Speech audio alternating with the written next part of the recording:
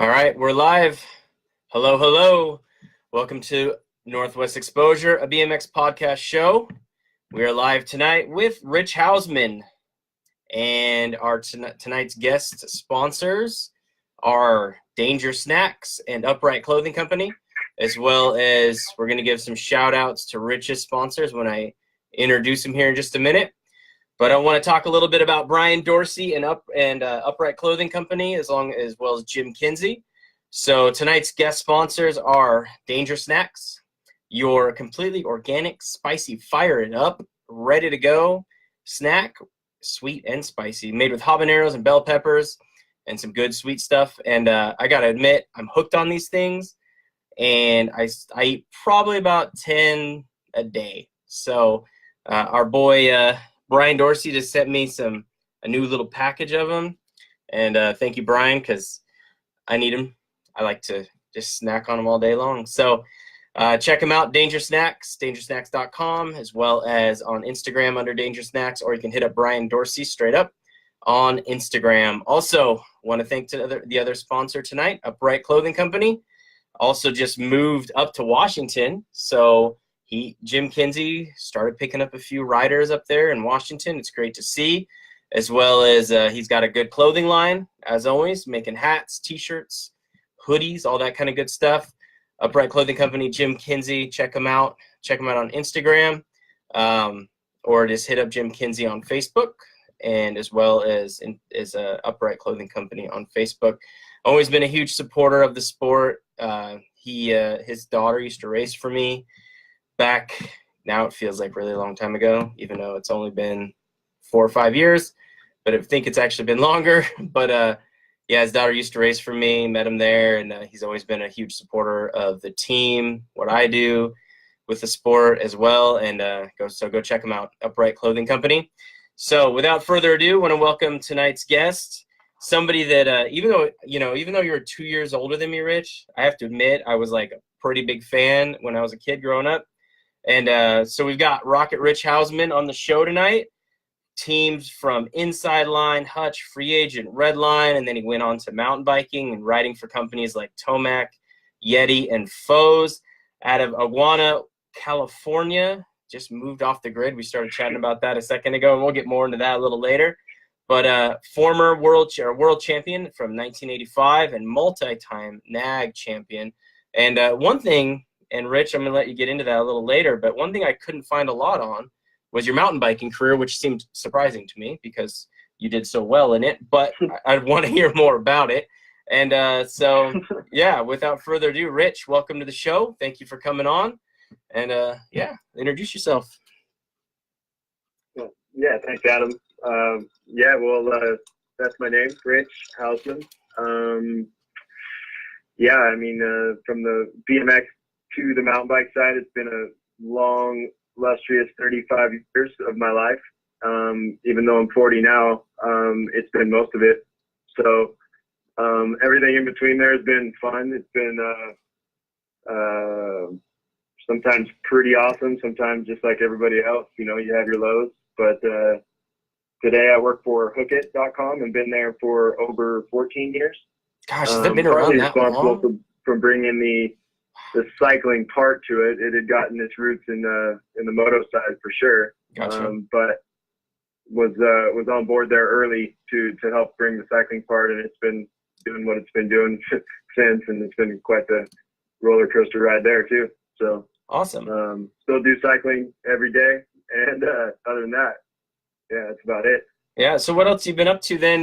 The last year or so, you're still working at Hookit and everything, and one thing I did want to do is throw out your sponsor list. You got quite the sponsor list, and I do want to hit on this sooner than later, but the Team Houseman Racing, THR, so that's obviously you guys. Yeah. And then we got ODI, Nuke Proof, Fox Shocks, Von Zipper, Club Ride, Bell, 7 Dip, 7 DP. 7 IDP will be how it reads there, but 7 Protection will be the Instagram and all that stuff. There you go. So. Oh, Dumontech, man, that is the best oil out there. I'm just gonna throw that out there. I still use that to this day. I love Dumontech. And funny story, a good friend of mine I was working at a bike shop for a lot of years, and he was kind of doing a lot of pranks on me, put all my tools in the freezer, all that kind of crap. And so I put Dumont-Tech in his coffee. I almost sent him to the hospital. So it's not completely poisonous. Just want to let you guys know. So, Wow. yeah. But E13, KMC, truckerco.com, MRP, HT, Rockform, Manny, say that for me. Is it Manny or Maine? Yeah, they try to throw a little flavor in there, so they call it Smane, but it's saddle seats. Ah, okay. It's been a little while since I've been in the mountain bike world, so I'm out of the loop. And of course, Hook It, No worries. Rob's Primal Life, Zodiac Lights, and Free Laps. So, THR, Team Houseman Racing. Tell me a little bit about it. What's going on with that? I'd like to know. Yeah, I mean, I don't know if we can, it's super elaborate, to be honest with you. The main guts of Team Houseman started in a year that between, we'll call it factory rides out in the mountain biking world, my brother and I were both, in that position where we didn't know quite what we were going to do in the upcoming year. So one of the things we knew we needed to do is, brand ourselves or brand our name or do something that said we're not going to quit racing, kind of a thing. We'll go out there and do it. So we basically started with the name Team Houseman Racing, and we've got the website, and actually a pretty connected guy in the industry this today, Joe Lawwell, helped us out with getting the logos and the website stuff rolling. And really, that was just the backbone of that year that we took off and took Team Houseman and a bunch of sponsors with us and did like a privateer year. And we did good, had a good year, solid year, showed up at every round, and it really kind of set a path for both of us as we went through. And from there, it since has been a little bit of everything, meaning that, I've ran it on jerseys of my own. Some of the other jobs that I've had with helping athletes, I've used it as a management business title. And today I think it still encompasses a lot of everything in cycling, but it's just nice to have a brand under my name as opposed to just rolling out there with Rich Houseman, which not that I was afraid to do that or anything. I just think, it might be a lesson going forward to keep a branding piece out there for yourself that you can have things fall under, if you want to call it that. No, I did very much the same thing. Actually, similar scenario too with Black Box. So that's awesome. That's good. No, and it's cool too. Like when you said that you felt like you guys had a really, really good season when you guys were, creating your own thing and riding for yourself. I have to say, man, when people are able to do that and get something going that's their own, and I don't know if it was just the lack of stress for you guys, but I know you see really good results from it, and it makes everything a lot more fun, a lot more enjoyable. So what do you think for you guys, what it was? It was definitely the funnest year maybe I've ever out there on the tour. But at the end of the day, what it did do is a lot of the sponsors that we'd always had or that noticed, they paid attention to that showed up. And what I mean by having a good season, either one of us didn't win any championship or anything like that, but we had some pretty solid results throughout the year. Good. And I think just the fact that we showed up, I mean, we even blew a rig up, right, and had to shift it into the U-Haul style and finish the rest of the season out style. But everything has their stories. But at the end of the day, it was just a good, hard-fought season. Kind of cemented the fact that I could roll out with Team Houseman pretty much anywhere I went. Right? Oh, that's good. It was a good foundation. That's cool. So, how long did you guys? Are you guys still racing right now, or do you have anybody under that umbrella that we know of, or? Yeah. Well, first of all, yes. I mean, I personally, Bigg's done his on and off thing, and for the last probably 10 years off, although riding a lot.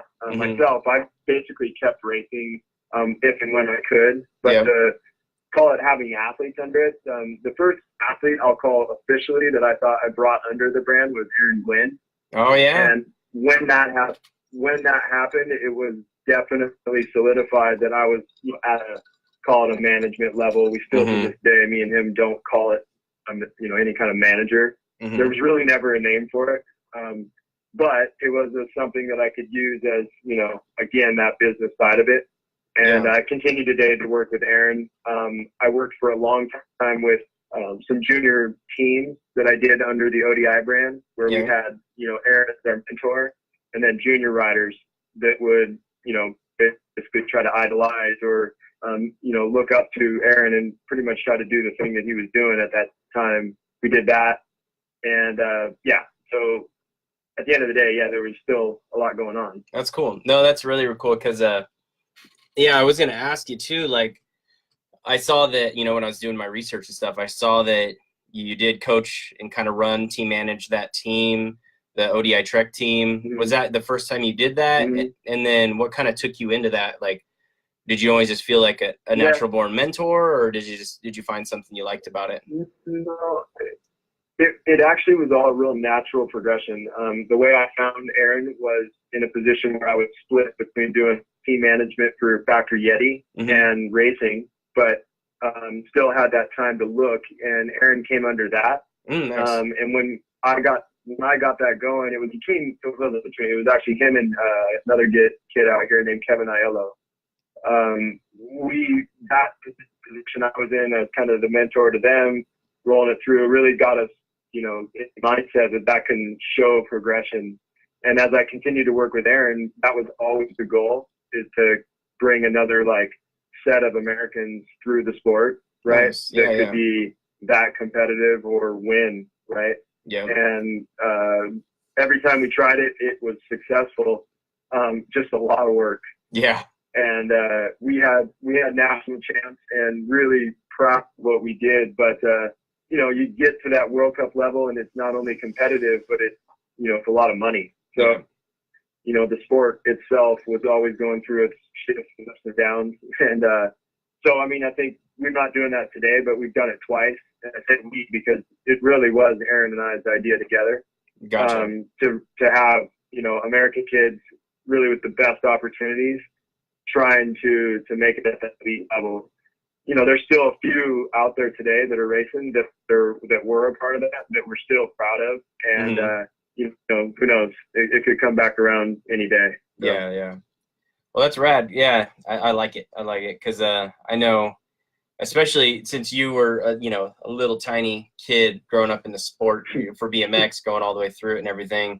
It's got to feel good, to be in that position to give back and give that knowledge back. And you obviously acquired a great amount of it, especially, all the lines that you rode for and the companies and whatnot. So that's a good thing on you, of course. So let's talk a little bit about Hook It, and originally was Sponsor House, and how, you hit on that a little bit, but how'd you get in there? And then, what position do you hold there now, and where are you taking it from here? Yeah, I'll try to keep it as condensed as I could as far as the Hook It goes, but because it's been quite, the ride. Yeah. I've been there a little over 14 years. When we started, it was called sponsorhouse.com. The way I got involved was there was a time frame when I was explaining when we were doing that privateer year. I certainly was out there just pounding the phones, and at that time, it was the internet, right? Yeah. But all its avenues there. And I had plenty of team leaders and brands telling me, do not send me paperwork, right? That was kind of the common theme I started to hear. Yep. Don't send me a proposal. Yeah. Just send me an email, put the photo on there. And at that time, to get a photo on an email was even heavy, right? Yeah. Whoa, what do you mean? And I think I just might have done that simple search on the Yahoo or something like that, and found Sponsor House, and I filled a profile out and sent it through. And at that time, I think they'd only, they were working with a few of the East Coast guys that they were familiar with, but I came through as just some, not random, but pro level guy that was like, hey, why not mountain bike, right? Yeah. They had already gotten 60 brands on there for the moto side. So fast forward, I think it was not more than a year, but I ran into these guys, I'd say but Scott Tilton and RJ, the two founders, at a mountain bike national, at the bar, to be honest. And Nice. Seriously, they were like, hey, would you consider kind of a thing when, coming over and starting the mountain bike side of Sponsor House. And at that time, I really had to debate what I wanted to do. I had been racing on that mountain bike for a while, and pretty much racing for a roof over my head, if you want to call it that. Yeah. And came home and really just decided to go and take their lead. They were moving to San Diego and Carlsbad area, which was not that far from where I was. And, the rest was more getting involved. And then, as you've seen and hinted to, the site has gone through many different changes. The name has changed. It has been both Scott and RJ at the helm the entire time. Gotcha. And guys like myself, there's been a lot of employees, a number of employees I cannot tell you right now because I'm lucky enough to work remotely. But we have been hiring at a fast rate because that side of the data part of the company is definitely going off. So today I work as the manager of the e-commerce side, which is just a fancy title of how our rider and athlete support programs fit with return on investment with grassroots riders. So that's how I look at it. And been doing the official side of that and being at the helm of that for about 6 months or so. Okay. And it's going really good, but it's definitely the other side of any Google search will show you that. I mean, shoot, if any race heads are listening, we work with the McLaren F1 team. So that side of the level is important and intense when you get to data. Yeah. And it's been cool to watch personally how I think that's going to roll back into what we've always done here, which is there's the long tail sponsorship everywhere. Yeah. Right. I mean, Fernando Alonso has a lot of fans that drive like him in the karting world or something like that. Right. Yeah. So that's awesome. Yeah. So that's what I'm doing today. And there was a lot in between there. Yeah. I raced, competitively as much as I could. And yeah. So what made you decide, or did it just kind of happen organically and naturally, to get, BMX kids hook it, if you will? Yeah. I think the tie to what I'd always been, or I won't say I always been, but I had done the BMX thing. There was certainly the idea that, cycling in general needed to be on Hook It. There was no just, I wasn't cutting off any of the cycling sports at all. Nice. I was That's good. Just real familiar with the race BMX side. Yeah. And real familiar at the time with, the Norba National Series that was going on, and was racing in it as a professional myself. Yeah. And was able to kind of cross promote, if you want to call it that, early on before the USA BMX went to where ABA, right? Yep. We got a program going with the site. We built that for the ABA, and the kids' points when you check that, connect to the Sponsor House profile, and that was simply put together because we thought how many kids and dads and families out there wanted that kind of exposure. Excuse me, and it worked for a while until they changed their site, basically. Oh, gotcha. Well, I know there's still quite a few kids, even just in my area that I talk to, that still use it, that still, get sponsorships out of it. And it is interesting. It kind of came almost in the exact right time of when BMX left the bike shops, and, you no longer really had that local bike shop sponsor too much. The bike shops didn't really want to order personal special order stuff, and they didn't want to stock it anymore. And, you've really only got a handful of really major race shops anymore. And it really came in at a time that helped the sport, in a sense, to continue on that path of like, hey, I've got these little co-sponsors and whatnot. And so I know that a lot of kids still use it to this day, even locally here in town, because, we don't even have a bike shop in Medford where I live that, specializes or even carries much race stuff anymore. So I know that it definitely helps, in that realm of things. So it's kind of cool. I like it. Yeah, I think it had to grow up with the world of internet and data and everything else. I think it went through some pain points in the cycling industry that the moto side had already graduated to. They were already ready to pretty much allocate discount level deals online direct, and also sell in the brick and mortar, and actually use those influencers at that grassroots level to basically do their job. Yeah. Right. Yeah. sell it Yeah. at retail. Yep. And what wasn't happening was, you know, things getting documented, like stuff being sold out of trunks and things like that, that really Yeah. soured the taste of some of these team managers. And Yeah. now today, how quick a kid can get that on Instagram and show a team manager is the speed of what? Lightning. And I know. it's like nobody gets away with anything. I know it. I know it. And, you know, if you look at how Hook is explaining it or maybe even ranking you, we're showing things like where you go ride during the week, Mm-hmm. how fast you go during the race, and how many people click your social media, not how many followers you have. Oh, that's a good thing too. Cause I'm a social media kind of Nazi still a little bit. I think I'm still a little old. Cause like when I get the, you know, random person that rode a bike like 5 times and follows 3,000 people, but has 200 followers, I'm just like, that just can't do it. I just can't do it. It's yeah.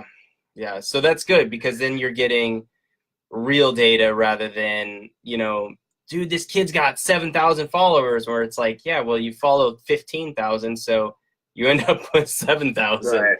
You know, and no one goes to the page. Yeah, there's nothing a ratio out there, just like power to weight, just like anything that's naturally going to be looked at. I mean, TV shows get canceled all the time because nobody watches them. Yeah. Yep. Exactly. Well, that's really cool, man. I you know, when it was fun too when you brought Sponsor House kind of back into the sport, or brought it into the sport.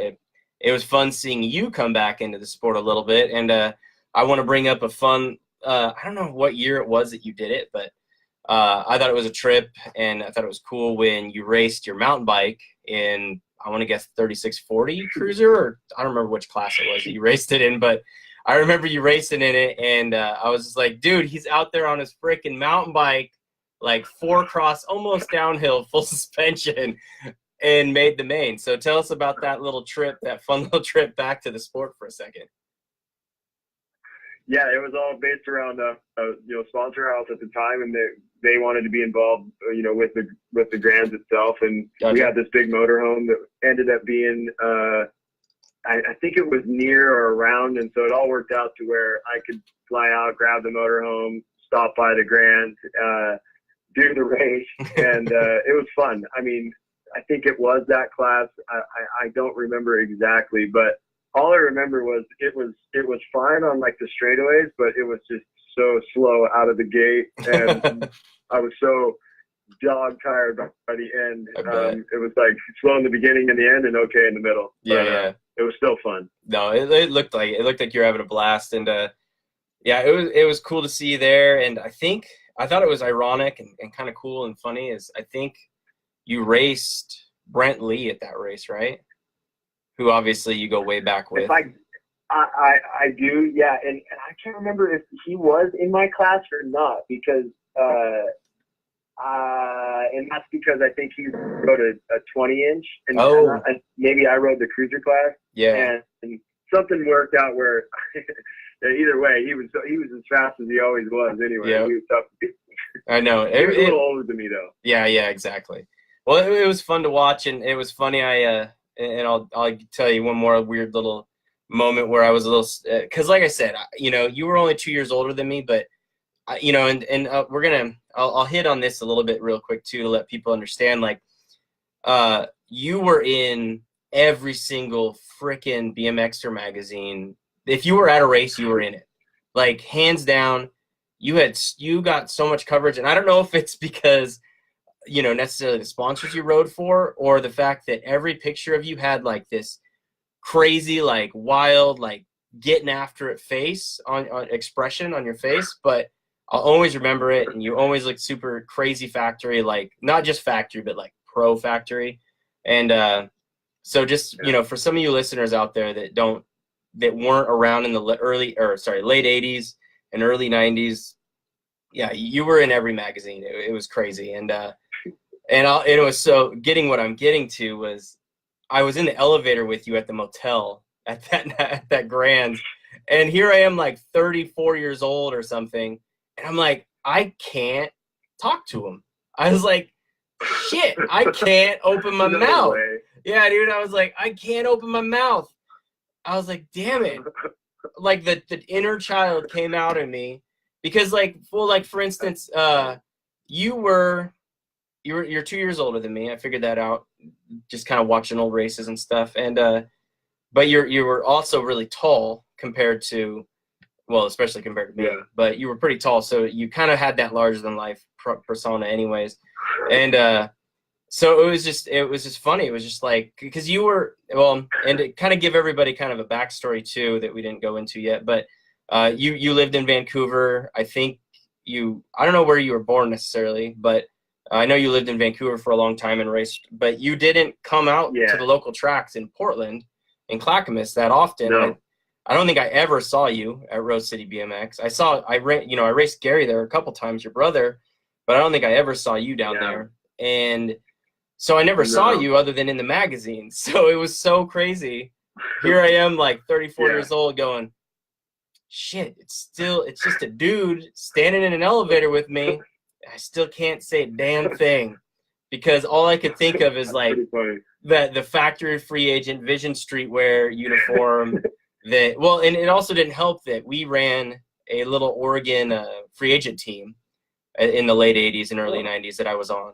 So it was it was this couple dads. It was kind of like that, because back then everybody, back then it was always, well, they still do it now, but that co-factory local team. And it was an Oregon free agent team that I was on as a kid. And so that didn't help either. So here I am, like, it doesn't seem as organized as it was back in the day. No, it doesn't. Sure. It doesn't. And because now it's like, a factory team manager that has a team, in quotes, has like 50 riders all over the country, and they're all over the place, rather than where we had like this close-knit family group of kids and whatnot. But it was pretty funny. It was pretty funny. So nerd moment. I was just like, I'm at Grand's racing Vet Pro, going up for the title that year, and I still couldn't frickin' say anything to you. And I'm just like, shit, man, it sucks. But it was fun. You know what's funny is that I would say that I had more dads, like kids' dads, run into me. Are you there? I'm here now. Oh, there you cut out a little bit. Yep. Okay. So you had more kids' dads. Finish that up. I was just saying, I had those kids' dads coming up and saying, "Whoa, are you Rocket Rich? Are you Rocket Rich?" Like, yeah.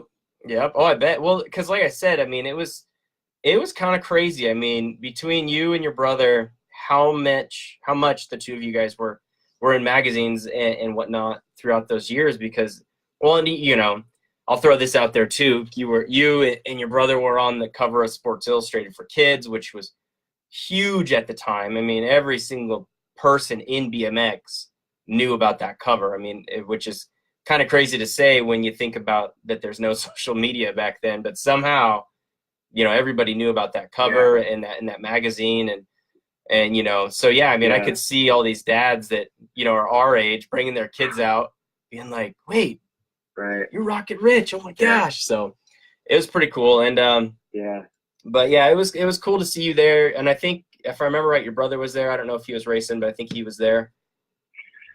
Gary was with me. Yeah, he had broken foot at the time. I lugged him along with me just for some moral support out there. Good. So when you came and raced that, how many years had it been since you raced a BMX race or the Grands? Oh man, I wouldn't know the time frame in between there, but it had definitely been a while. There was a time where I actually started riding 20 inches.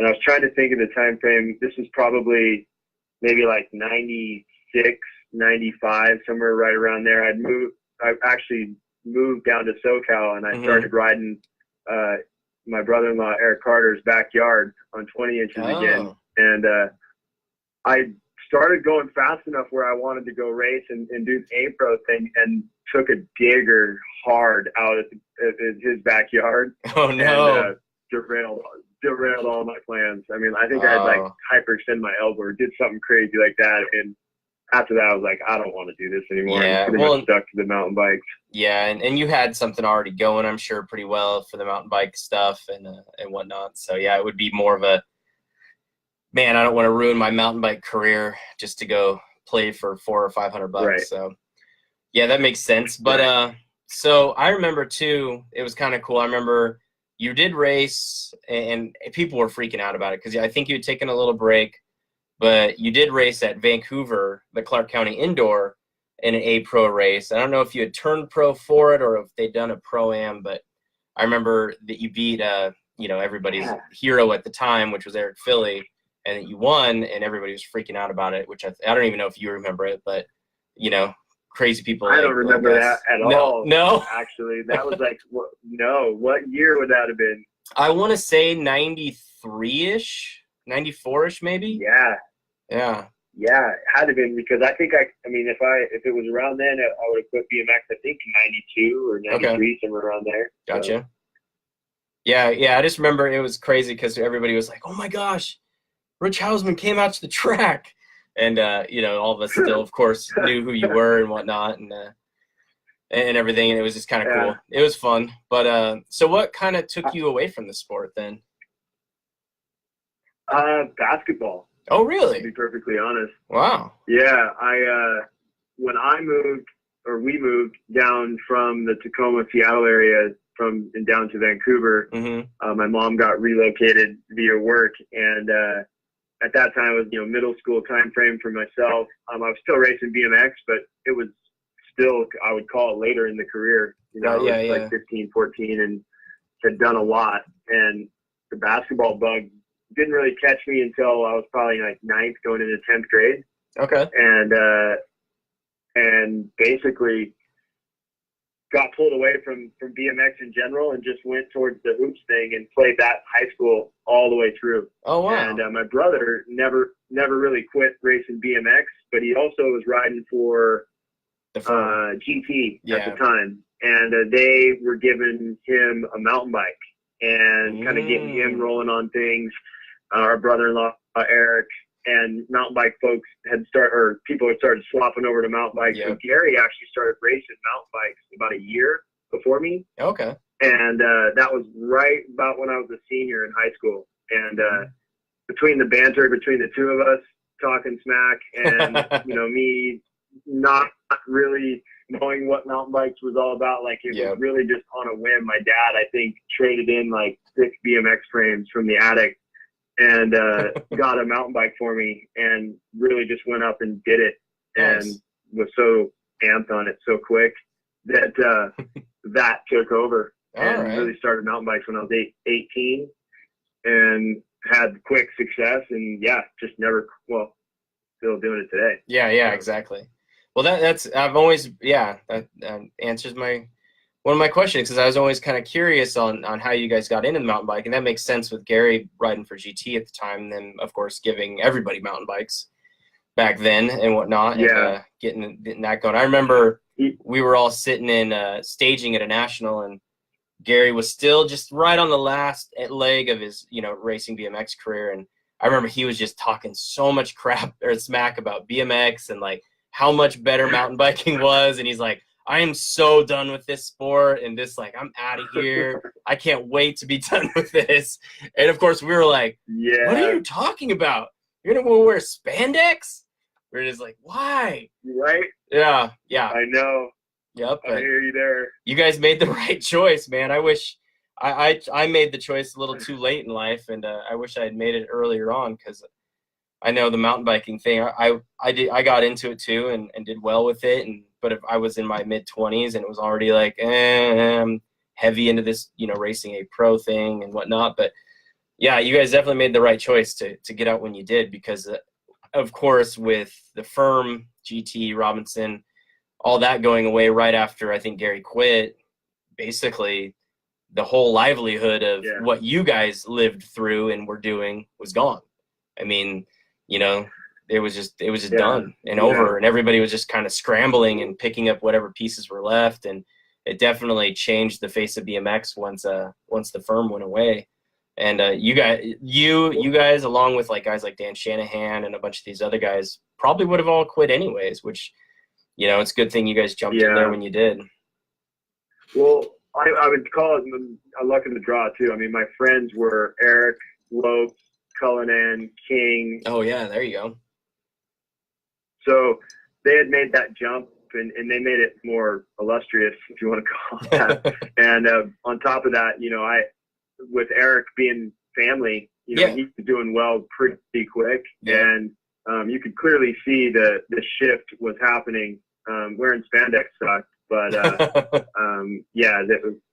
at least it was downhill, and we were wearing goggles and full face and things like that. So it got better. Yeah, well, and it did. It went from like spandex, kind of like still cross country type mountain bikes, to all of a sudden you guys were, all of a sudden you guys were like full on, looked like a dirt bike going down a mountain, basically, full leathers, whether it be shorts or full pants, but it did change really quickly and kind of look a lot more fun, presentable, and all that kind of stuff too. So I want to hit on the Eric Carter thing a little bit. It kind of threw me for a loop. I was, looking at stuff, doing my research and everything, and I was like, man, how crazy is it that you were on teams on Hutch with Eric Carter when you were a little kid, to racing with him as a mountain bike stars and whatnot, and then realizing like, wait a second, who's like, how there's more to this that I'm seeing. And so go ahead and elaborate on that a little bit. I think the way that the timeline works is that I was on Hutch before him. Okay.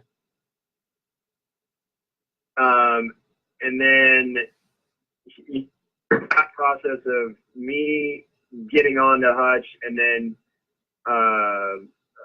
going to races and things of that nature, I believe at that point, that's when him and my sister had started dating. But then, that was just Eric and I on the team together, and it just more became like kind of an older brother situation, where at that point, if you remember back in the day, for me as a kid, I was traveling by myself. I was 6 years old, 7 years old, going out on the road by myself. Wow. Eric just became immediately the older brother on the side of that.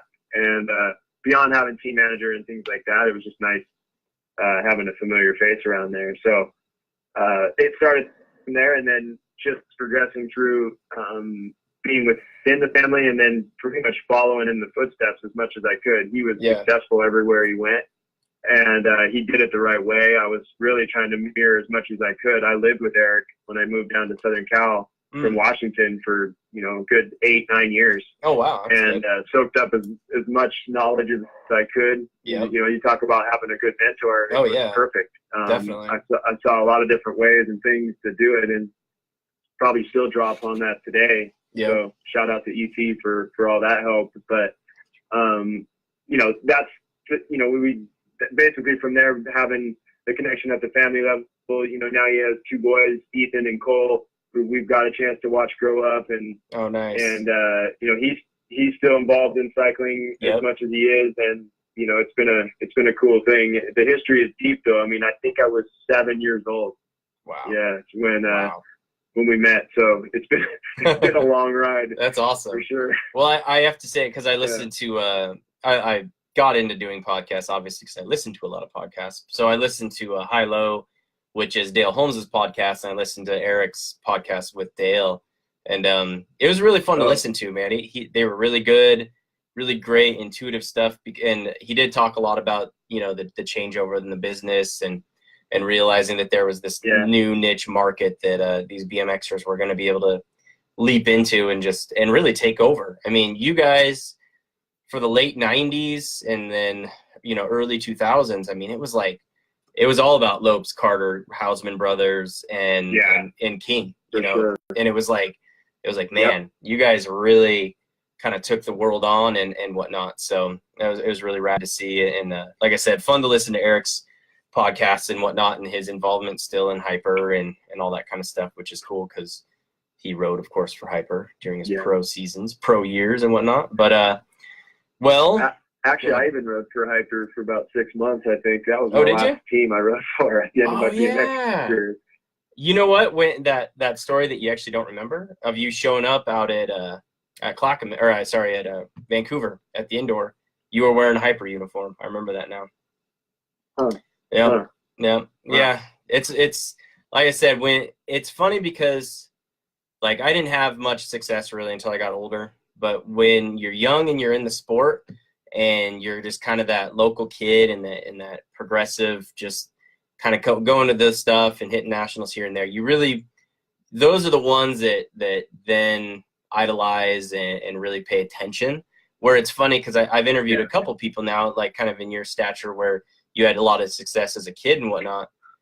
And I'm guessing you might be the same way, but it seems like a lot of the time when the kids were the factory guys and whatnot, they didn't pay that much attention to what was going on. Yeah. And it's kind of funny because, and I've even noticed it on some of Dale's podcasts that he's interviewed people, like, because Dale was not the superstar when he was a kid, but he paid attention to everything.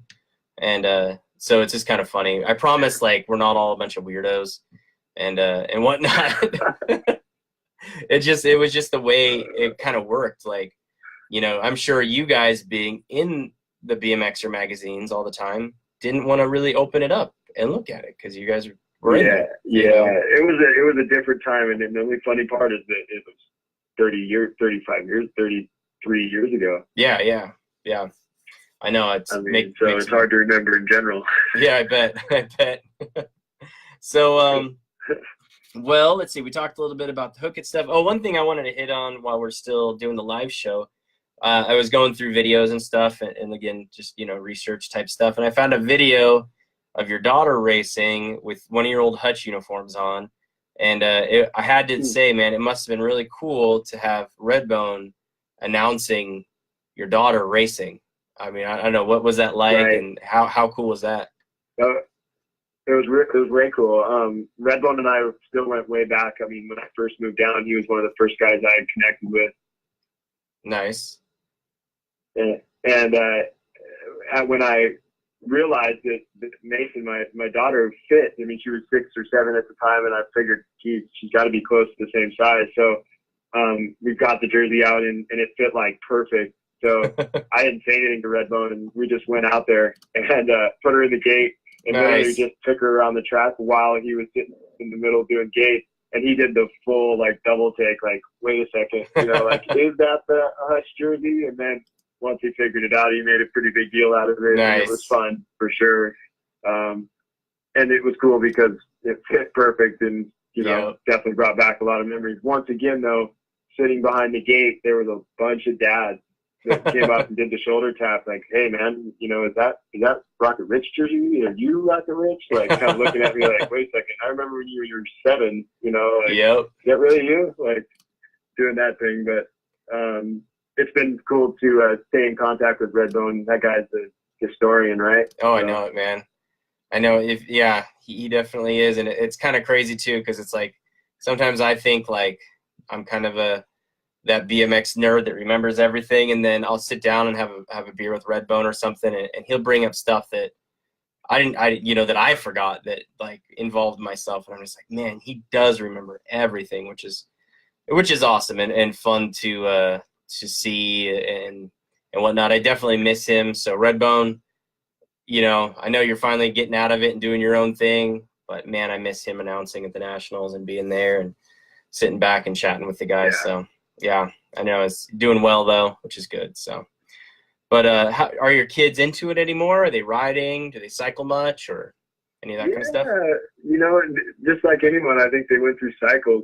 Mason, my oldest daughter, she was into it at first, and then she's now full bore on soccer. And now my youngest, her name is Hadley. Mm-hmm. She's into it now. Oh, good. And they're both big enough to ride this one of these nice mountain bikes that I ended up picking up for my wife. Yeah. So they shred that thing around. Nice. And I do have a BMX bike that it's a triple XL Avent. Oh yeah. With but they think it's small, right? Of course. My daughters, they don't realize that it's a huge BMX bike, so they've been riding that thing around quite a bit too. Oh, that's cool. the racing side probably, we'll see. Where I live and up here, even though I'm in the sticks a little bit, the guy that runs the Southern California Mountain Bike High School League stuff, which actually bleeds into the middle school, lives up here and is involved heavily, of course. But maybe by the time they're in middle school, we'll get them into the mountain biking stuff. See what happens. So and this is something my kids are 4 and just brand new. I'm surprised I haven't heard her screaming yet. She's only 2 months old. But I've watched a lot of other guys and a lot of dads that were successful pros or amateurs or whatever it might be, and none of us seem to be able to get our kid into the sport either heavily or even really even interested half the time. So I'm kind of curious, like, how is it for you? Like, do they see this as like, oh yeah, Dad used to do this. I don't want to do this, or just kind of appeasing your enjoyment? What are you experiencing with it so far? I don't know. Yeah, I think for sure, and this maybe was something I learned from EC, going through the years that he was racing and raising his 2 boys. I mean, that was something he purposely did, was not push, and make them be the racer or whatever they were, going to do, and kind of allowed them to do their thing. I will say I was in the middle of that. Nice. I certainly had the bikes under him when they were 2, and they were pushing striders around, and they can ride. I mean, both of them have been pedaling before they were 3. Yeah. And, they can certainly do that. And that was probably going to be what's cool. And later is, cruising down a trail with them. Yeah. That today is what I love. So that part of it will be what I wanted, just to have some kind of a love for the bike. And that was good enough. That's good. That's good. Yeah. Yeah. It's been interesting to watch. Like, my kid, like, I had him a jersey, he had the strider, he had him a helmet, and he was all like into it, and then he'd like get on the bike and be like, nope, never mind, put it down. And it was like, wait, what? Like, he wanted to go out to the track to play in the dirt pile, and it's kind of funny. He says he's going to start racing when he's 8, and I'm like, okay, even though like my inner self is saying it's too late. If you start when you're 8, you'll be too late. But of course, I just have to sit back and be like, all right, buddy, you can start when you're 8, and we'll see what happens. But yeah, it's kind of funny, man. Like, all my friends, none of their kids, especially, guys that are successful are still doing it in a successful way. None of them seem to be able to get their kids interested in it. And I hope that it's just not everybody. And I was like, maybe Rich's kids are at least like into it, which it sounds like they're into riding, which is good, which is really all you can ask for in the end. I mean, as long as they're enjoying the 2 wheels. So. We'll see. I mean, there's just definitely going to be no pressure from my end. If anything, I mean, as to see them go through, they're 9 and 8 now. Okay. Gotcha. Excuse me. And, to watch them grow up through that age that I know I was out there traveling by myself, that's pretty crazy to think about. I know. For sure. So I know it. Things aren't the same these days. I gather that, but it's definitely crazy to think of it that way. I know it, man. It is like my kid. He's gonna be 5, and it's like, dude, I was traveling up and down I-5 by like numerous times by 5, and it's like my kid's goes to see grandma and grandpa and Bend every once in a while and whatnot. Although I did take him to Grand's last year. That was a pretty rad trip. They just him and myself and my big, E350 stretched out camper van type thing, and he and I enjoyed that. That was a lot of fun. So, but well, that's cool. So your kids are into it a little bit, so that's awesome. Do they know like for instance, you had your daughter wearing your old Hutch jersey. Do they know kind of the extent of it? Did you ever show them any pictures of it or any of that kind of stuff? Yeah, we've got a pretty good timeline of stuff. My mom did a pretty good job of clipping the, some of the magazine stuff. Definitely not all of it, but she did a, pretty cool collage of stuff over the years. Oh, that's cool. I would say the older they get, the more they get it. Early on was just more about, just doing it, but Mason, she's 9 now, and she's had enough people around us, that ask a question about, whether or not I'm who I am, or Yeah. say something about the jersey, or something along those lines. So I think it'll slowly start to be something they understand, which that's good enough. I think at the end of the day, it's been explained well enough from my side internally that it was a part of my life, and it was a huge part. But we all go through our own things, and Mason's doing club soccer, and man, talk about competitive, right? I know. Crazy. I know it. I tried out for club soccer a couple times when I was a kid, and it was crazy. I was this ragamuffin little white trash kid that was decent at it, and these dads were just nuts, and like all these kids had perfect uniforms, and I was like, I don't think I want to do this, Mom. These kids are crazy. Like, just put me back on my bike. Really? Yeah. I mean, so we'll see how that goes. One of the cool things is, though, is that you can see that competitive side of them, and I'm just kind of hoping that comes from myself, and even my wife was competitive in soccer herself. Oh, cool. So it's pretty cool. That is cool to watch that side for sure. That is cool. So you're thinking about it this way, I guess. Your nephews for Eric's kids, they got some pretty serious racer genes in them. I mean, when you think about it, because you got Eric, and then you got the Houseman, the whole, that whole gene pool. Yeah. So should we be watching out for whatever they might be doing? Whether it's, I know like Tomac's kid is, superstar motocross guy. Right. Yeah. So which Tomac is like related. I mean, they're destined for something. We don't know yet what it'll be, but exactly. Yeah, they're on their way. That's cool. That's good stuff. So.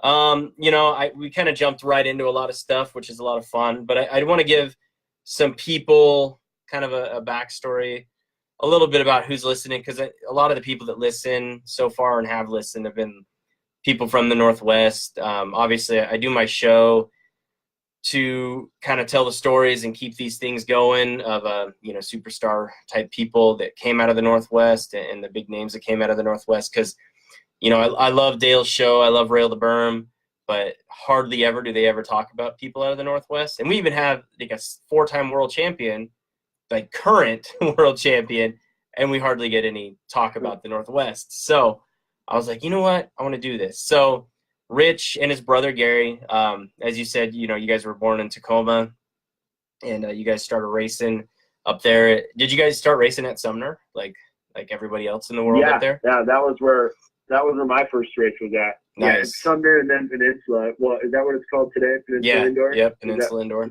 Yeah. Yep. Yeah, so huge, history with that alone. So you guys started up there, and then you guys moved down to Vancouver, Washington, and basically spent the rest of your guys' BMX career down there.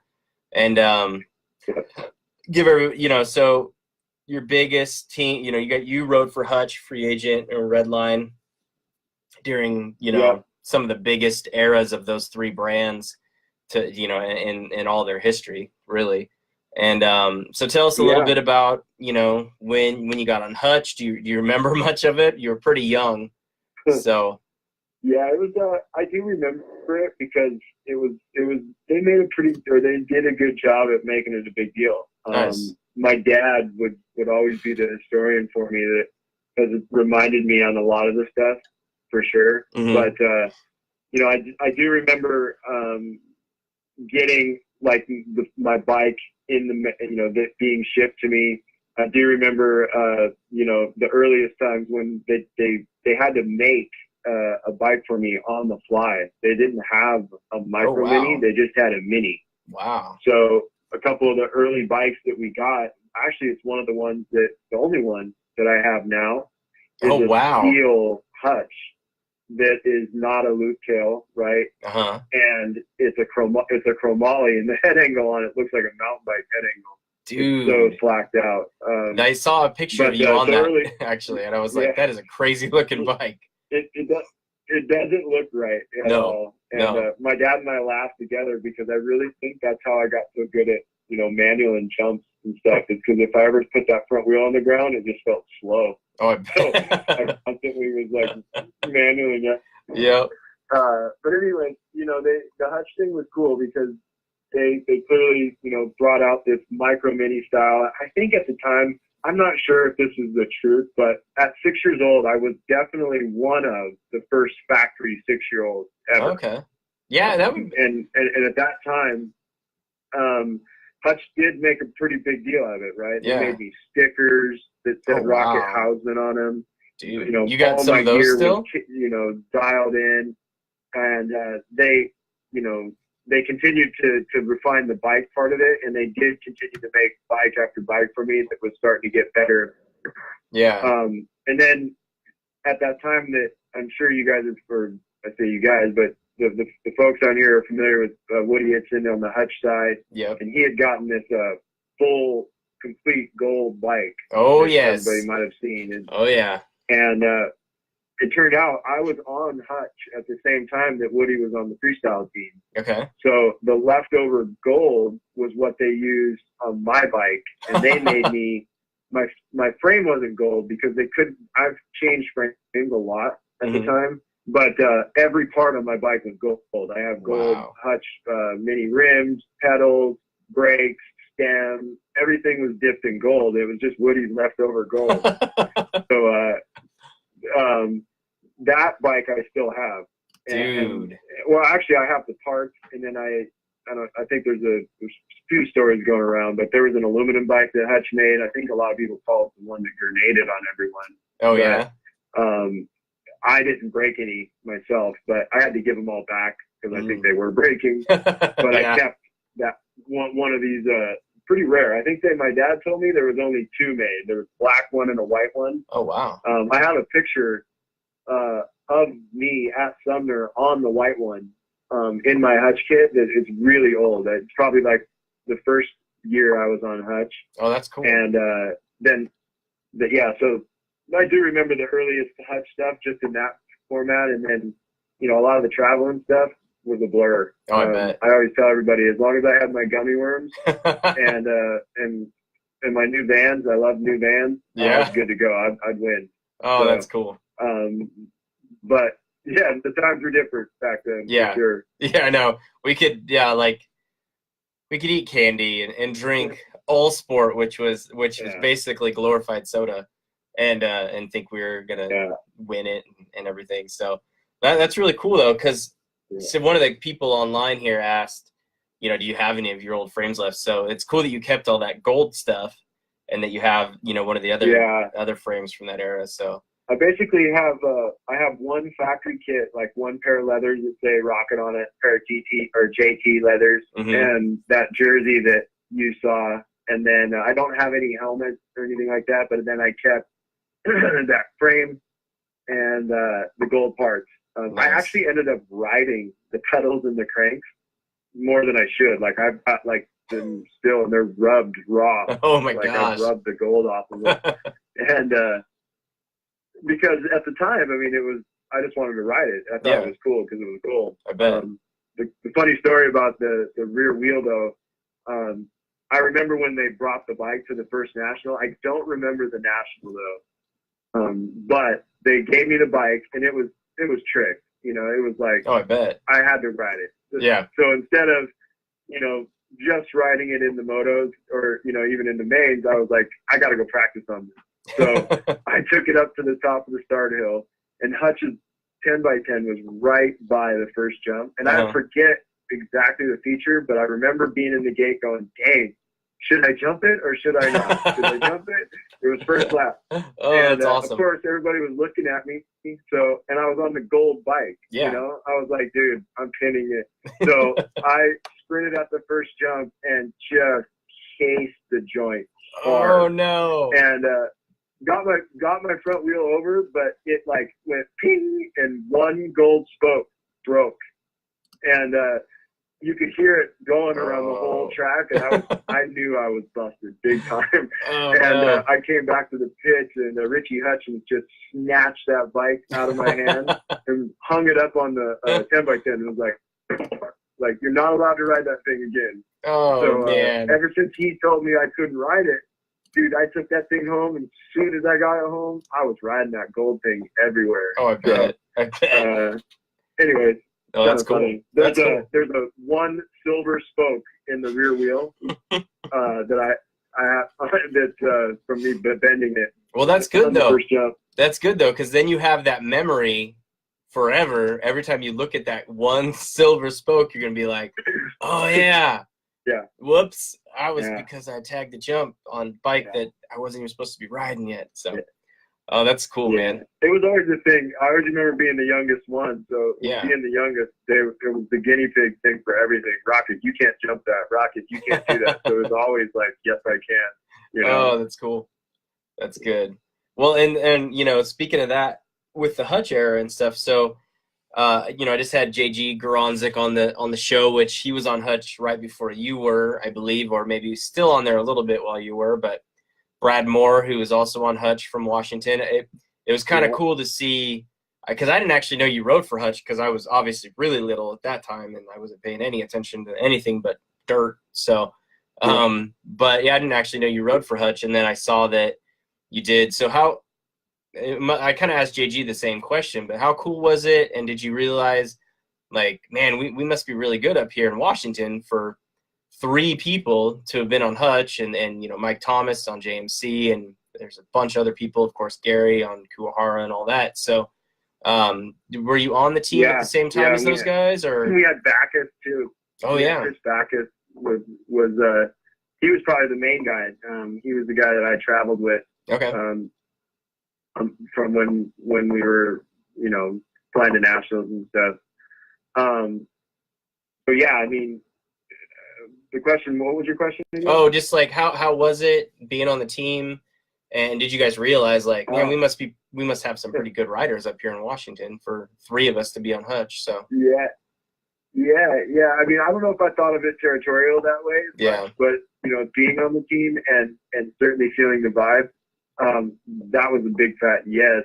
I mean, they treated me like gold. That's for sure. I mean, and that was from anything I felt like I wanted, you know, and that was kind of cool because at that time I was motivated by gummy worms, right? So I got as many gummy worms and new Vans, and you know, there was a guy that worked for Vans at the time, Everett Rosecrans. Yep. And when I was on Hutch, I mean, they were sponsored by Vans, right? Yeah. So when I went over there, I remember Everett gave me, I think at the time, I couldn't tie basically very well. So slip-ons were the ones, and they were white. I mean, gleaming white, right? And I took them away, and I thought, man, this looks cool. I look factory, you know, everything felt great. Well, of course, they were dirty in one lap, right? Yeah. So I behind Richie Hutchins at the time back, went over to Everett and said, "Hey, Ed, my shoes are dirty." And he was like, "I know." So here, and he just gave me another pair. Oh, that's and that became like this thing, like, you know, people have their little thing. You have to have goggles or you have to have gloves or whatever. But for a while there on Hutch, I always remember Ed wanted me to wear my brand new white Vans in the main every time. Oh, and nice. So, you know, you had those little things that you could feel the vibe from Hutch for sure, that you were on a factory team, and they did a great job at making you feel good. Nice. But I think the boys that were on the team, like Eric and all my teammates that were a little older, they probably have a lot better memory of how cool it was. I was still 6, 7, 8 years old. But and, still, that's pretty good. I shouldn't have heard, and you know that story. That's pretty good to be that young and be like, hey, my Vans, they're not white anymore, man. I need a new pair. That's some entrepreneurness right there, like early age entrepreneur. Like, hey, my Vans, they're not white. I need new ones. Oh, that's awesome, man. Yeah. That's good. And then, then, you know, then if you were slinging the old ones to your friends for gummy worms or other things, then you knew. It just, you know, today you see a lot of stuff out there that, you know, get boxes and stuff, and just to have that feeling at such a young age, you know, you don't want to say you take it for granted, right? But at some point, you know, that was one of a lot of different things that we were sent, you know, that were free, or, you know, that we got, and to kind of have to internalize that and to make sense of that from that young of an age, like it's been quite the ride. Yeah, I bet. For sure, I've heard a lot of different things from a lot of different people on what they thought sponsorship was, or what they thought factory level was. And Mm-hmm. I'm not going to tell anybody I'm the pro on that, right? But I can certainly feel what I felt as a 6-year-old, Yeah. right? Yeah. Yeah. In my opinion, they were rolling the red carpet out for us every Yeah. race. You know, it was a big deal. No, that's awesome. I like it, man. That's good stuff. Well, we're running out about an hour. I usually run the live show for about an hour, and then as long as you're good, we can keep on going for later in the night, and kind of get more stories into free agent and all that time, and then into Redline, and then more into your mountain biking career and all that kind of stuff. Oh, you know, one thing I do want to hit on while you're still on this, because this is a cool story, and I want people to hear it, that are online and then listen to this later on. But I found that you won the Worlds in '85. I could not find a video of you actually winning the Worlds in '85 in Whistler, Canada. But I did see other people like Jason Donnell. He won the Worlds that year, and he was a year older than you. So I watched his, or 2 years older. And dude, that track was a downhill supercross track. I was like watching it going, oh my God, dude. Like, they were racing a downhill supercross track before downhill supercross even existed in the early 2000s. And man, how was that? Like, tell me about it. Like, I want to hear about it. I didn't even know that Worlds existed. So yeah, tell me about that Worlds. Yeah, you know, it was, well, first of all, it was at Whistler, which was kind of unique because, you know, at the time there was nothing like what Whistler is today, right? So that was that. But the track was gnarly.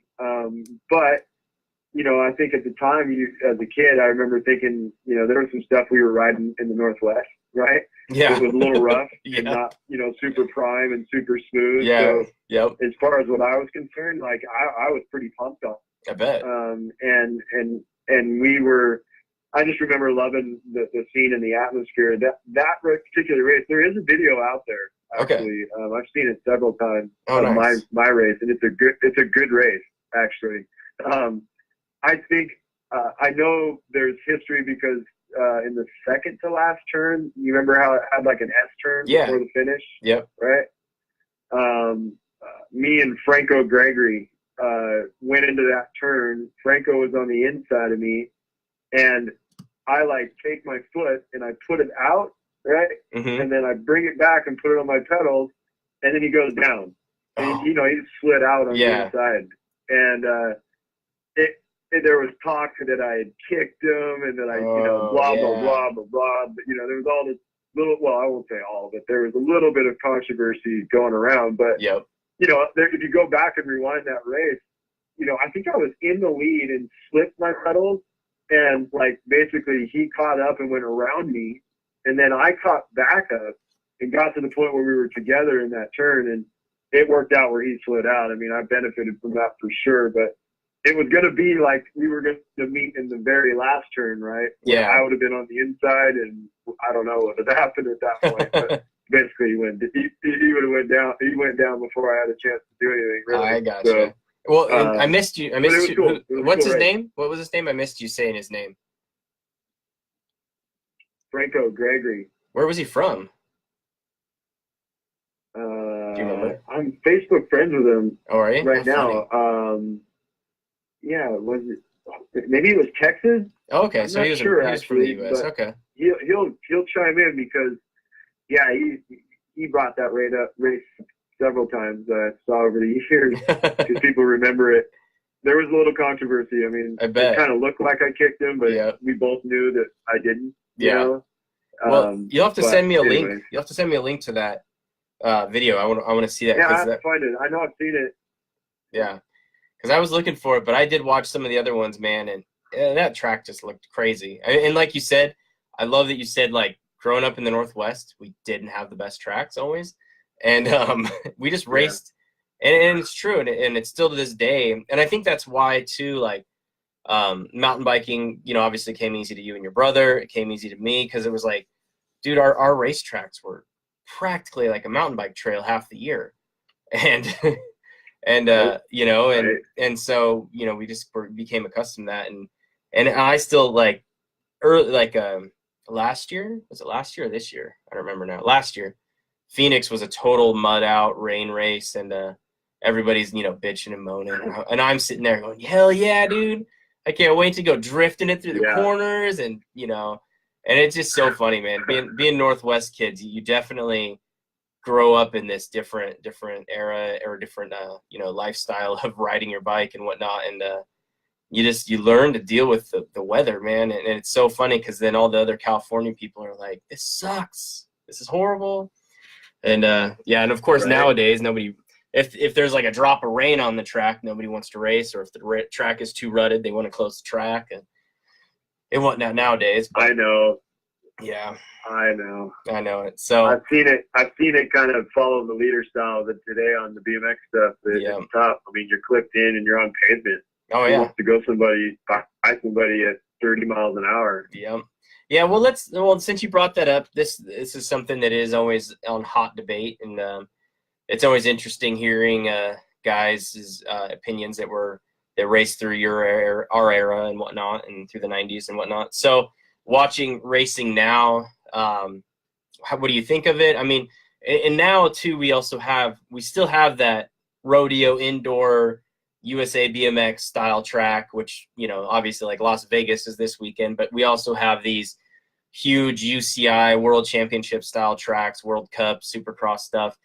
Kind of shoot me an opinion on racing in your mind on both styles of tracks and how you see it now. Yeah, I mean, so like I remember when I first came back into that scene, I want to say it was around 05. Okay. For some reason that date stands out. Sense. But I do remember literally walking up to the track and watching practice and seeing people clipped in and kind of just seeing the style that kids were taking the rhythm. And there's this BMX style where like the kid like sucks the bike up with their feet clipped in, and do a little pump down the backside, but not a lot of manualing at the younger level. Yeah.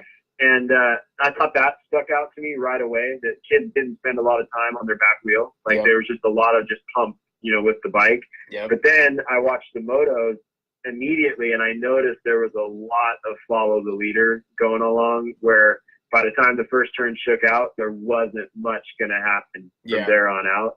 And I think that was generally, I don't know if it was at the speeds that they were going, being clipped in, maybe one of them, pro sections coming up out of the second turn, the first turn. There's probably all kinds of reasons of why that was happening. And today, I mean, going to a Supercross race, I went to a lot of the lead up to 08 Beijing stuff and Chula Vista. Yep. I couldn't believe how many kids they carted out of there. Oh, I know. Of course, it wasn't the pros, and of course, the Connor Fields and the Donnie Robinsons of that era and world, like Mike Day. Yeah, they make it look easy. Yeah, but the kids that were trying to qualify, I mean, it was brutal. Yeah, brutal. And I realized that the sport had taken a big jump up in the in the risk factor. Yeah. And it's a different sport today. I can tell you that. It definitely is. Yeah. One thing too that I think when you came back in 05, because that was like 05, it was like, okay, everyone's gonna get on clips, and even if you rode flats beforehand, you were on clips by then and whatnot. And I do remember this like change of how everybody wanted to race, because they didn't want to bump anymore, they didn't want to hit anymore, and they were too afraid to hit because they were clipped in. And I do remember that because I rode clips there pretty early on. I was a tiny, scrawny kid, so I was like, the second I found clips, a 96, I think, I was like, all right, I'm doing it. But I do remember, though, that, a lot of these kids were too afraid to hit because they're on clips. Now, though, it's gotten changed where the kids that are running clips in their teenage years, they started racing on clips. I mean, they were on clips at 5 and 6 years old, where prior, these kids were getting on clips for the last 2 or 3 years of their career and whatnot. And I do see a change in that, where these kids are a lot more gutsy now and whatnot, these younger kids and everything, because they've been on clips since day one.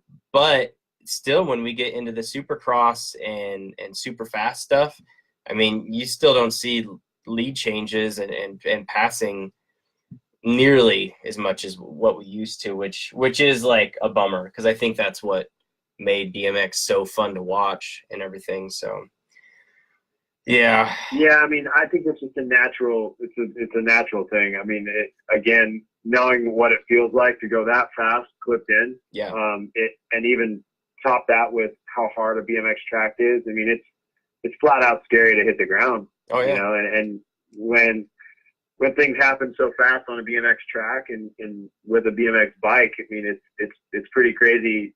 Not more happens, right? Yeah. Yeah.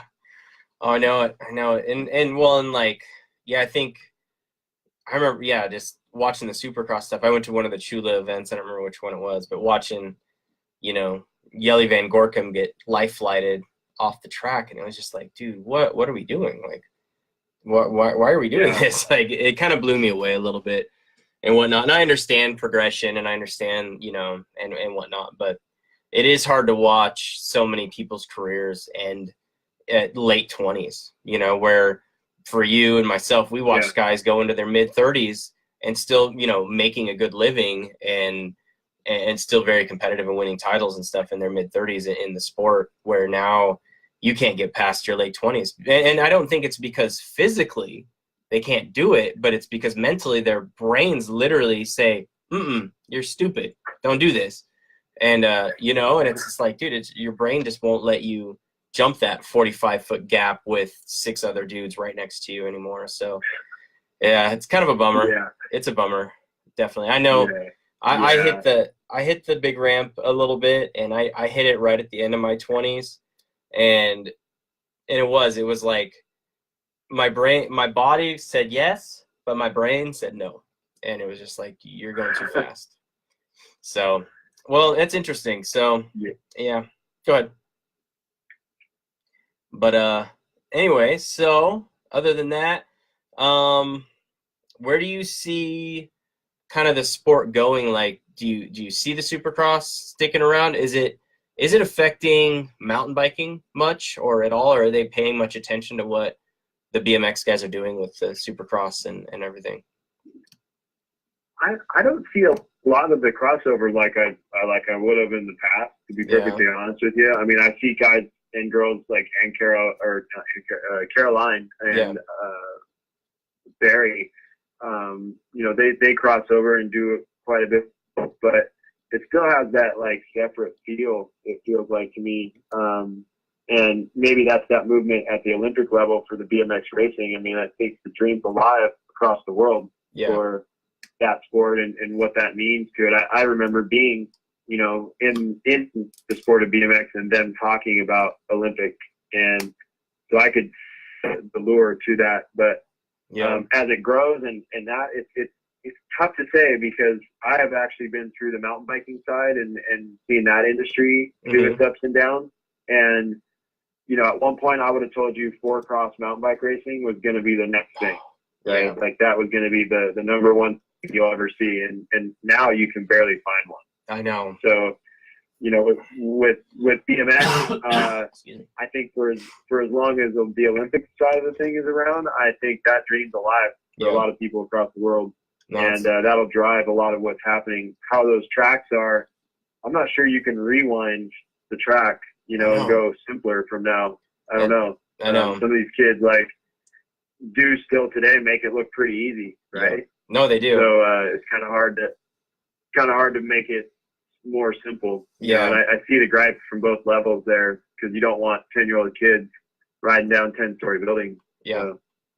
I know. Yeah. And you hit it right on the nose too. Cause it is, you know, a lot of us older guys too, especially are like, you know, get rid of the big hill and everything. And it's like, how do we step back? How do we go to this progression point where it's like, we are doing freaking 35 miles an hour and hitting 45 and 50-foot gaps off an 8-meter hill, and how do we step back? You know, where would the sport go? What would change and all that kind of stuff? And I don't think it's going to happen. I think all of us older guys are just wishful thinking and hoping that more kids don't get hurt, basically, and whatnot. But yeah, go ahead. I'd like to see more of that Olympic movement and where the money goes into the training part of it, because I mean, you know, you could put those big air mattresses at the end of the first jump, right? And have kids pin it down that hill and get comfortable at that speed. I think a lot of it might just be the shock factor of what those tracks are. And, when a kid shows up and sees what it is and you've never been and never done it, I mean, it's going to feel gnarly, right? Oh yeah, definitely. So, but I've also watched young kids progress quick, right? Yeah. And can do things that I never thought possible. So it would be hard to stunt that growth and stop the progression. I would have to say that maybe in 10, 15 years, we're just going to say like what you probably said, touching on the kids that have been on clips forever. Yeah. We're going to see kids, sessioning the pro line, no problem. Yeah. Yeah. And then jumping side by side, bumping in the air, bumping in the corners more, generating their speed back up and whatnot. And yeah, I think that will probably be where it leads to and whatnot and everything. But yeah, I think it's just for us watching, well, like Mara Stromberg's is a perfect example. The guy's, 30 years old and, he obviously could still win a title, but, obviously his mind and everything is somewhere else and racing at that level and on that intensity and then on that unsafe of a track is, at that age, your brain just, like I said, your brain just doesn't let you do it anymore, which is sad because, Mars could be winning the titles into his mid 30s and whatnot. But when you're the best and then all of a sudden you can't be the best at the highest level because your brain won't let you, obviously he's, stepped back a bit from it. So, yeah. Yeah. Yep. Well, there's one other thing I was about to ask you and I kind of lost it. Was kind of talking about the downhill stuff. Oh, one thing I was going to say too is, like when you mentioned like all the kids are pumping and whatnot, it was crazy. When I was going through all these videos and watching these old videos and I was like, man, we were manualing and jumping stuff at 7 and 6 years old so much more than kids do today. And I don't know what the hell the deal is. Like, watching that stuff, I was like, oh yeah, and then like I've got some old home footage of me when I was 7 and 8 and about 8, and I'm jumping doubles like deep, long doubles, and I'm like, what is going on? Like, it kind of you kind of hit something where I'm like, what is going on there? Like, yeah, we were mangling. It's kind of weird. I mean, maybe it's maybe because our bikes were built so terribly with black head angles. I don't know. Right. But on the other hand, there must be something to say for the techniques that are learned at a young age that you can generate some speed being clipped in and picking your bike up and pumping it on the backside. Yep. But I've watched some of the AA guys or is that what they call it now? Maybe elite. Well, but, Some of the techniques that they use, I still see them use like wheel tap, or dip their rear wheels between jumps and use that force of what a true manual can do for you. Yep. And that's missing. Kids aren't doing that much these days. And I think back in the day, like where you're going with it, is that was really the only way to generate speed. Yeah. So. Yeah. Yep. Yeah. Well, if there's, let's see. Yeah, if there's anything else you want to talk about online. Oh, no, Ryan. We got had a few people hit me up with a couple questions. Let me scroll back up here really quick. We're gonna go down a couple of shout outs as well. Mike Hopt, which I recognize that name. Did he race mountain bike or BMX? Yeah. He raced mountain bike, and I think he raced he raced BMX, and I think he did mountain bike stuff. Yeah. He raced BMX for a long time. Yeah. He was saying I worked with Mike. I had a little stint there at Troy Lee Designs for a little while, so Mike and I worked together there. That's right. That's where I recognize the name. He was the Troy Lee guy. Very nice. Well, he said to say, what's up and how's it going? And let's see. There was another one. We kind of answered Jamie Miller's question of what old bikes did you keep? Are those the only ones that you kept? That old hutch? That is. Really? Yeah. We had a bunch too, but yeah, over the years of just moving and in between stuff, I kept some pretty cool helmets, like, some old BMX helmets, like an 85 grand helmet. Oh, nice. I have an old Echo helmet. I don't have any old Hutch helmets though. Gotcha. But the only old BMX frame I kept was that that hutch I have. Yeah. Well, yeah, I know how that goes. I wish I'd kept all my old stuff. It'd be fun. Well, I lie. I wish I'd kept it until I kind of went through that little phase of kind of collecting a few things of like, oh, remember when I had this as a kid or something I wanted as a kid, and then I had it and I was like, what the hell were we thinking? These bikes ride like crap. I don't even want to ride it. Like, Yeah. and I'll just go right back, build it up, and I then hear sell you. it. I'm just like, yeah, I don't need these things hanging around. But Don, Yeah, I didn't figure that out until the hutch stuff. I mean, I did end up putting it on at the time. Is Vintage BMX still around? yeah, I think it is. Still around. Yeah. But I remember posting on there that I had that, and it brought up quite a bit of chatter for sure. Because I mean, truth be told, there's only one gold dip mini hutch stem. Yeah, right. That's true. So, or for that matter, a mini set of hutch hubs and sew ups. Yeah. Right. Dipped in gold. There's none of those either. Nope. But yeah. So they came my way quick, and they were asking to buy stuff, or at the very least, a lot were asking me to help restore it. So I think I should take somebody up on the offer for sure. But I noticed that it had its history, and for sure. Yeah, it does. It definitely does. Don Watson, which was a Vancouver local, raced up at Rose City all the time and stuff, longtime friend of mine. So he actually has the Sports Illustrated magazine with you and Gary's signature on it from when you guys were kids, and he had it for his kid and whatnot. So he actually still has it. Yeah. And a young, 11 and 12 or 11 and 13-year-old Gary and Rich signatures on it. Yeah. You know what's funny about that cover is, Gary and I did that cover when we were both on Free Agent together. Mm-hmm. And by the time that the story was going to come out, we had moved on and done different, we were on different teams. Yeah. So they had to come back down, and a lot of those photos were shot at Clackamas. Really? And yeah. And how funny. Well, I know at least we did one major photo shoot there. The guys that ended up doing the photo shoot, I ended up just fine. But anyways, long story short, they had to do it twice. Yeah. And the second time was the time that we were on two different teams on Redline. I think he was on Robinson. Was he on Robinson? Yeah. In the photo? Yeah. So we have two sets of photos in those 35 millimeter slides, just bunches of them. Dude, that were from two different eras. If you ever wanted to, I bet you, there'd be some people out there willing to pay a big penny for those 35 millimeters of you guys in the Free Agent uniforms rather than Redline and Hutch. That would be. Yeah, I know. I actually have a box of them, and I've taken them out recently, and I realized how expensive that would be to go to Costco and get them done. Oh, I bet, dude. I was I'd go broke, man. But I have them all. I won't say they're organized, but yeah. If anybody has one of those old machines or something that wants to help me out, give me a shout. Dude, that's awesome. That's awesome, man. Oh, that's crazy. Yeah. So. Well, that's cool then. Let's see. Charlene Durkin Houseman, so I'm assuming that's a sibling, says hello. That's my mom. Oh, that's your mom. Oh, never mind. That's your mom. Well, it was cool. Your mom and your dad signed on and whatnot, so that was pretty cool that they were watching and everything. How was that?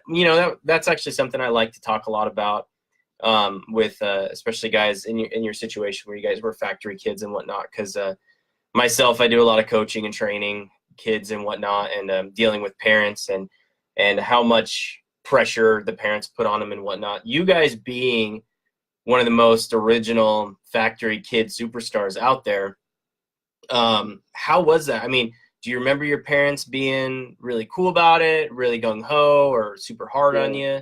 What kind of vibe did you guys get when you guys were kids and being Hutch and Free Agent superstars? Yeah.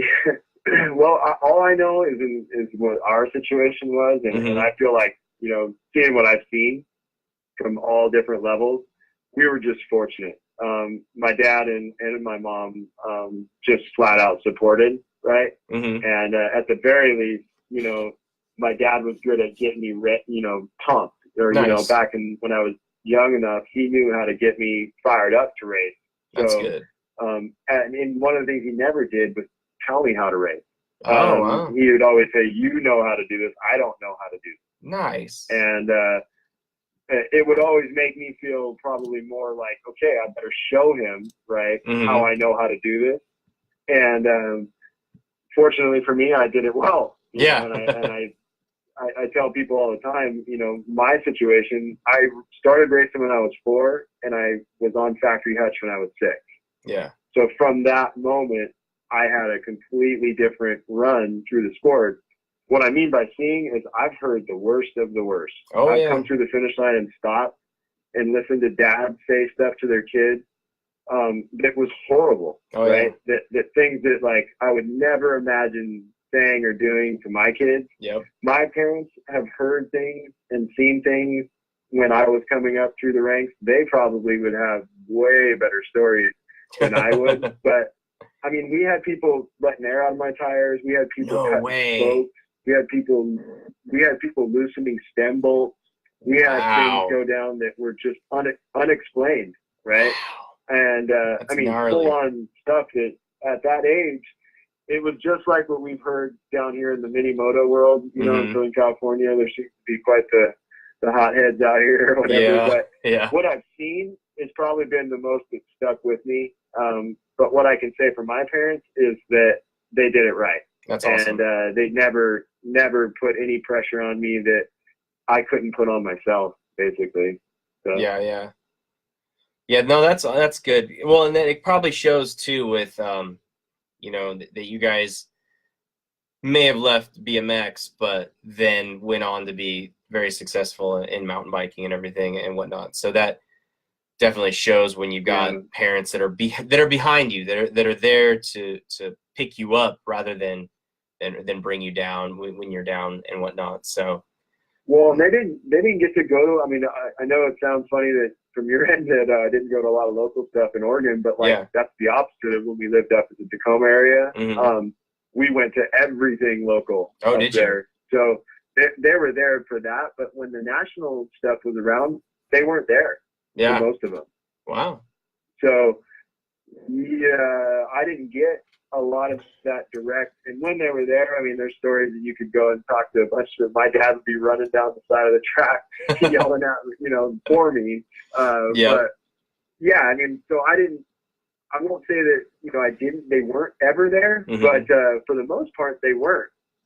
And that might have been a little different too. A lot of the kids today probably have their parents at most of the nationals. Most of them do for sure. Well, yeah, because nowadays, kids don't just go anywhere without their parents. I remember, I had a kid on my team that I ran, and he was on my team since he was 6 years old, and he was a great kid, 2 wonderful parents. His name's Josh Tree Rise, and I remember when he was 11 or 12. I was like, yeah, just let him come with me down to, Bakersfield National. I'll just take him with me. There's a van of us. We're all going. Yeah. And their parents, his parents were just like, I mean, no, we can't. And I understand it, but for us growing up, it was like, I remember the first time, we were going in people's cars wherever, and jump in, go ahead, go with that guy. Oh, and, I know. Yeah. Different times for sure. It was. That's where I think my parents could have quite a bit of a different spin. I feel it now. I think that's what I meant earlier when I was talking about seeing my daughters at 7 and 8 and 9 years old. I'm thinking trying to ship them off right now for a 3-week tour on the East Coast with 15, 16-year-old boys. No way. I know. Right? I know. That wouldn't go down. And here I was, 6, 7 years old, and that's what I did. I would take off in the summers and hang with team. Yeah. And just call my parents from the payphones, and we didn't have cell phones, we didn't have anything like that. So I do have a cool. Go ahead. You can finish that story. I thought you were done. No. I was just gonna say that the only thing we had was phones and mail, and I think that was kind of cool. My parents did do a great job at surprise gummy worm packages at hotels and stuff like that. Oh, that's awesome. Oh, that's awesome. Yeah. Well, I will say too, I remember when Gary came to race, like I said, every once in a while locally and everything. And it was a fluke day. It was him and I don't know, there was maybe 3 or 4 of us in our age group that day. And it just so happened that the fastest kids that I normally raced with weren't there. Like there was a couple of kids that was local and whatnot, but for some reason it was when Gary was on GT, and I just had something in me. I don't know what it was, but I remember I tried to sneak in underneath him in every single corner, and I just kept catching back up to him, and I was right on him all the way around the track in the moto and in the main, and I was so pumped, and I was like, dude, this is awesome, and I almost beat Gary and all this, whatnot. But the cool thing really was that your mom was nice and kind enough to go up to my mom and be like, I've never seen your son race. I don't know where if you guys are just local here, but you really should get him out there and whatnot. Your son is really good. I don't know if you know who my son is, and of course my mom did. But it was a story that went on for a lot of years between my mom and I, and it was really cool that your mom took the time to stop and say that, and it made me feel pretty special that day. They were certainly involved in I think from the side of having parents that were just back at home doing what they were doing, working hard and supporting us that way. I think that's the stuff I've carried along to hear, and that's not the first story that really? I've heard that way. Nice, and it's always nice to hear. And like I said, I mean, I've seen the other side of other folks and other things that have happened, and man, you question why people are out there in the first place. Yeah, bitter and mad, and I'm sure everybody has their reasons. But I know. I'm proud of what my parents have done. That's for sure. That's cool. It was cool. I actually hadn't remembered that story probably up until like yesterday-ish, maybe even today, and it kind of shot back in there, and I was like, oh yeah, I remember that now, because I was trying to remember like if I had seen you at all other than the magazines, and like I said, I really don't think I ever did, and until that one time in Vancouver. But like I said, I raced your brother, of course, at the Nationals, and so I always saw him and whatnot and all that. But no, that it was cool. It was really neat. So shout out to your mom. She's obviously an awesome lady. So Robert Cordoza just asked, who is your biggest rival at 7 and 6 years old, if you remember?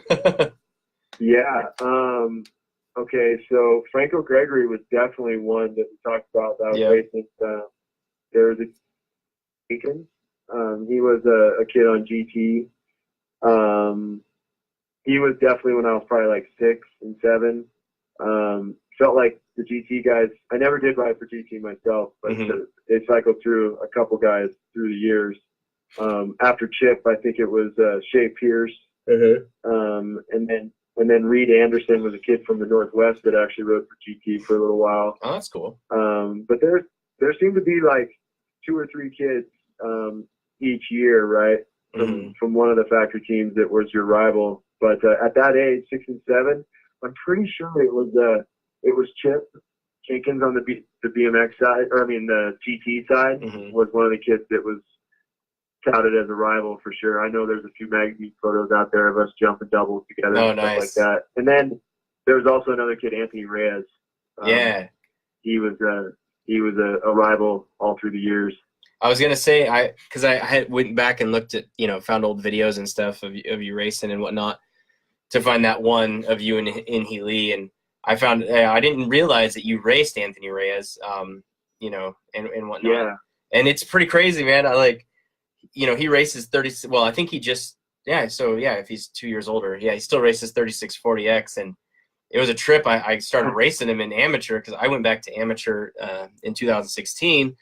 And I started racing him, and it was such a trip. I was like, dude, this is so weird. You're Anthony Reyes, man. You're freaking the coolest dude on Robinson. He had the hair. Right. He had the look. He was just I was just like, dude, this is a trip. And now he's got this. I raced Anthony way more than I raced him. He really was older than me. Oh, gotcha, yeah. And Anthony. So, Anthony was definitely a rival, fast, and good. And I can imagine, I actually followed a little bit when he got back into it, and it seemed like he had success pretty quick. Oh, yeah. So didn't surprise me. No, he jumped right in there. He jumped in there before I came back to amateur, and he jumped in, went in some races and stuff, and on flat pedals, which was pretty rad. And nice. Which was cool. I wish he kind of pops out every once in a while. He doesn't race that much anymore, but hopefully he'll pop out again soon. So. He's a good dude, which was rad. Nice. So, well, there you go.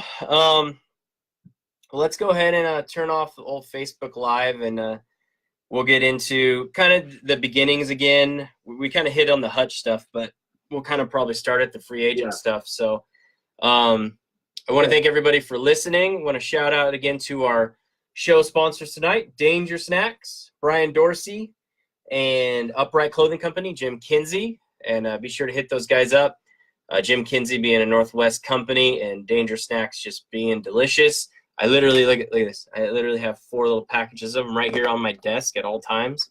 And I'm crunching on them as we go along because they really do help you stay awake and keep your mind fired up and ready to go. And also want to thank all of Rich's sponsors, which is Team Houseman Racing, ODI, Nuke Proof. Is that the same Nuke Proof that was around back in the day, or is that like? It is. Is it really? It's just owned differently. Yeah, but it's the same. That's amazing. Because like I kind of thought they went away, and then I saw that it's a frame company and everything, a bike company. Yeah. Now that's rad that they're still in it. Fox Shocks, Von Zipper, Club Ride, Bell, 7 IDP, E13, Dumontech. Don't recommend putting it in coffee, but you can. And KMC Chains, truckerco.com, MRP, HT, which I got to say, man, HT definitely hit the world by storm with those pedals. Every freaking kid out there wants those things, man. I feel, well, did you notice, too, that Shimano came out with an HT kind of look-alike because that HT pedal got so popular? I don't know if you noticed that, but yeah. Well, I haven't seen that specific one, no, but I've seen HT make a rise, that's for sure. Oh, yeah. It was pretty rad to see. I mean, it's just always good to see a new company kind of come up and make a big name for themselves right away. So, and then we got Rockform, Samani. I see. I'm going to say it wrong again. Smane, yeah. Smane. Yeah, there we go. Hook It, of course, and keep doing what you're doing at Hook It. And then we got Primal Life, Zodiac Lights, and Freelap. What's Freelap? Tell me about Freelap. Yeah, it's timing. Okay. About 10 years ago, actually, connected to the BMX side. I ran into a gentleman out here in the United States who was a distributor for the Freelap timing. I believe it's European-based originally. And at the time, I was buddies with Donnie Robinson and John Kidler. And they were looking for a little bit of a timing device in the run-up to Beijing. Okay. And I put those guys together, and they used them back then. Oh, that's awesome. I basically didn't pay much attention since then, and then basically ran back into the same guy here on this side. And they had just come out with a Bluetooth feature where I'm not sure if you're familiar with how they woke up downhill stuff, but they use a chip, right, that you put on your forks. Yep. And this thing is the same way. You have a pod that you put on the start and finish, or if you're doing a pump track, you only need one. But on a downhill or a trail, you can put one at the top, one at the bottom, throw a Bluetooth chip on you, and get down to 2/100ths of a second timing. And it's at the time, when we were using it back then, it was still needed some work, but now it's so easy, so quick. I've just adopted it enough to try to get it back into the cycling community again, and show people that there's something and a better option than Strava.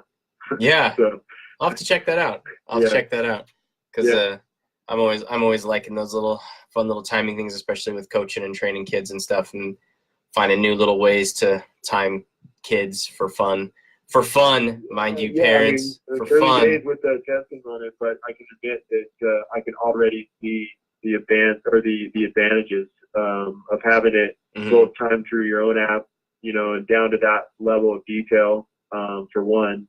Yeah. And I mean for the factor of how downhill and even some of the enduro stuff, we look at the sectors, right, or split times, and this Freelap thing can allow you to have 10 of them on a trail. Wow. 10 different splits.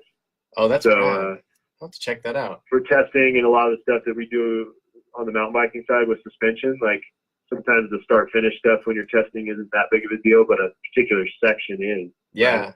So yeah, it makes sense. It can help there. Yeah. I like it. I'll have to check that out. Yeah, and again, like I said, parents, when we use timers as for these kids, it's for fun and to kind of help challenge the kid. It's not to sit there and scream at your kid, be like, "You're 1/100th of a second off, damn it." Yeah. Yeah. Well, good stuff, man. Any shout outs you want to throw out there for the live show? Yeah. No, I mean, you shouted my sponsors, which I appreciate, but and you also touched on my parents, so I'll keep it real and thank my parents, first of all, Good. and my own family, my wife, and my 2 kids, Hillary and Mason and Hadley. Other than that, thanks to you, Adam, for putting it together. It's awesome. Good. Well, I'm going to turn the live show off, and of course, Rich, stay on, and we'll jump into some free agent land and see how long we can stay awake tonight and get all this stuff in. So thanks again, everybody, for listening. Thanks to Danger Snacks and Upright Clothing Company. Really appreciate your guys' support, and we'll see you on the next show. I'll have Rich's full show posted up here within the next couple days, and then you guys can download it on iTunes and SoundCloud, as well as Tumblr and a few others out there. You can link up to it, and we'll also get it up on YouTube as well. So again, thanks everybody, and have a great night. Peace.